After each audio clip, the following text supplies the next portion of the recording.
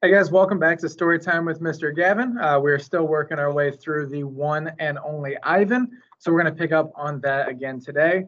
Remember when we left off last time? There was a new elephant that joined the family at the Big Top Mall and Video Arcade, so that is where we will pick up. Old news. When Julia comes, she sits by Stella's domain and watches the new baby. She barely talks to me. Stella doesn't talk to me either. She's too busy nuzzling Ruby. She is cute, little Ruby, with her ears flapping like palm leaves, but I am handsome and strong. Bob trots a circle around my belly before settling down in just the right spot. Give it up, Ivan, he says. You're old news. Julia gets out a piece of paper and a pencil. I can see that she is drawing Ruby. I move to the corner of my domain to pout. Bob grumbles. He doesn't like it when I disturb his naps. Homework, Julia's father scolds. Julia sighs and puts her drawing aside. I grunt and Julia glances in my direction. Poor old Ivan, she says. I've been ignoring you, haven't I? I grunt again, a dignified, indifferent grunt. Julia thinks for a moment, then smiles. She walks over to my domain to the spot where the glass is broken. She slides papers through. She rolls a pencil across my cement floor. You can draw the baby elephant too, Julia says. I bite the pencil in half with my magnificent teeth. Then I eat some paper. Tricks. Even after Julia and her father leave, I try to keep sulking, but it's no use. Gorillas are not by nature pouters. Stella, I call. It's a full moon, did you see? Sometimes when we are lucky, we catch a glimpse of the moon through the skylight in the food court. I did, Stella says. She is whispering, and I realize Ruby must be asleep. Is Ruby all right? I ask. She's too thin, Ivan, Stella says. Poor baby, she was in that truck for days. Mac bought her from a circus the same way he bought me. But she had been there long. She was born in the wild, like us. Will she be okay? I ask. Stella doesn't answer my question. The circus trainers chained her to the floor, Ivan, all 4 feet, 23 hours a day. I puzzle over why this would be a good idea. I always try to give humans the benefit of the doubt. Why would they do that? I finally ask. To break her spirit, Stella says, so she could learn to balance on a pedestal, so she could stand on her hind legs, so a dog could jump on her back while she walked in mindless circles. I hear her tired voice and think of all the tricks Stella has learned. Introductions. When I awake the next morning, I see a little trunk poking out between the bars of Stella's domain. Hello, says a small, clear voice. I'm Ruby. She waves her trunk. Hello, I say. I'm Ivan. Are you a monkey? Ruby asks. Certainly not. Bob's ears perk up, although his eyes stay closed. He's a gorilla, he says, and I am a dog of uncertain heritage. Why did the dog climb on your tummy? Ruby asks. Because it's there, Bob murmurs. Is Stella awake? I ask. Aunt Stella's asleep, Ruby says. Her foot is hurting, I think. Ruby turns her head.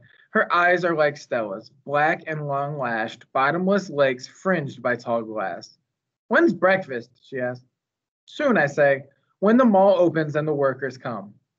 Where? Ruby twists her head in the other direction. Are the other elephants? It's just you and Stella, I say, and for some reason, I feel I've let her down. Are there more of you? Not, I say, at the moment. Ruby picks up a piece of hay and considers it. Do you have a mom and dad? Well, I used to. Everyone has parents, Bob explains. It's unavoidable. Before the circus, I used to live with my mom and my aunts and my sister and my cousins, Ruby says. She drops the hay, picks it up, twirls it. They're dead.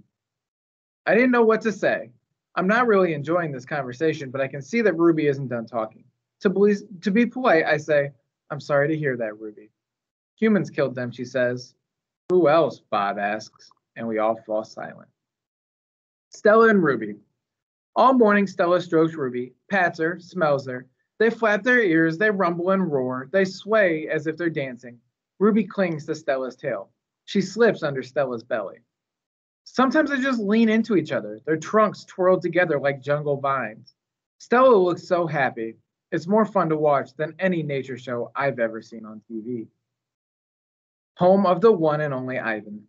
George and Mac are out by the highway. I can see them through one of my windows. They're next to each other on a tall wooden ladder, leaning against the billboard that tells cars to stop by and visit the one and only Ivan, Mighty Silverback. George has a bucket and a long-handled broom. Mac has pieces of paper. He slaps one against the billboard. George dips the broom into the bucket. He wets the paper with the liquid from the bucket, and somehow the paper stays in place. They put up many pieces before they're done. When they climb down from the ladders, I see that they've added a picture of a little elephant to the billboard. The elephant has a lopsided smile. She is wearing a red hat, and her tail curls like a pig's. She doesn't look like Ruby. She doesn't even look like an elephant. I've only known Ruby one day, and I could have drawn her better. Art lesson. Ruby asks a lot of questions. She says, Ivan, why is your tummy so big? And have you ever seen a green giraffe? And can you give me one of those pink clouds that the humans are eating? When Ruby asks, what is that on your wall? I explain that it's a jungle. She said the flowers have no scent, and the waterfall has no water, and the trees have no roots. I'm aware of that, I say. It's art, a picture made with paint. Do you know how to make art? Ruby asks. Yes, I do, I say, and I puff my chest just a little. I've been and always been an artist. I love drawing. Why do you love it? Ruby asks. I pause. I've never really talked to anyone about this before. When I'm drawing a picture, I feel quiet inside. Ruby frowns. Quiet is boring. Not always. Ruby scratches the back of her neck with her trunk. What do you draw anyway? Bananas mostly. Things in my domain. My drawings sell at the gift store for $25 a piece with a frame. What's a frame? Ruby asks. What's $1? What's a gift store? I close my eyes. I'm a little sleepy, Ruby. Have you ever driven a truck? Ruby asks. I don't answer. Ivan? Ruby asks. Can Bob fly? A memory flashes past, surprising me. I think of my father snoring peacefully under the sun while I try every trick I know to wake him. Perhaps, I realize, he wasn't really such a sound sleeper after all. Treat. How's that foot, old girl? George asks Stella. Stella pokes her trunk between the bars. She inspects George's right shirt pocket for the treat he brings her every night without fail. George doesn't always bring me treats. Stella's his favorite, but I don't mind. She's my favorite too. Stella sees that George's pocket is empty. She gives George a frustrated nudge with her trunk, and Julia giggles. Stella moves to George's left pocket and discovers a carrot. Nimbly, she removes it. Mac walks past. Toilet's plugged in the men's bathroom, he says. Big mess. I'll take care of it, George sighs. Mac turns to leave. Before you go, Mac, George says, you might want to take a look at Stella's foot. I think it's infected again. Darn thing never does heal up right, Mac rubs his eyes. I'll keep an eye on it. Money's tight, though. Can't be calling the vet every time she sneezes. George strokes Stella's trunk. She inspects his pockets one more time just in case. Sorry, girl, George says as Mac walks away. We're going to stop right there for today. Remember, make sure to check us out every Wednesday as we work our way through the one and only Ivan. Also, be sure to check out Miss Cowan. She does her story time on Wednesdays as well on our Facebook and our YouTube pages, so make sure you check those out. Until next week, I will see you guys later. Bye.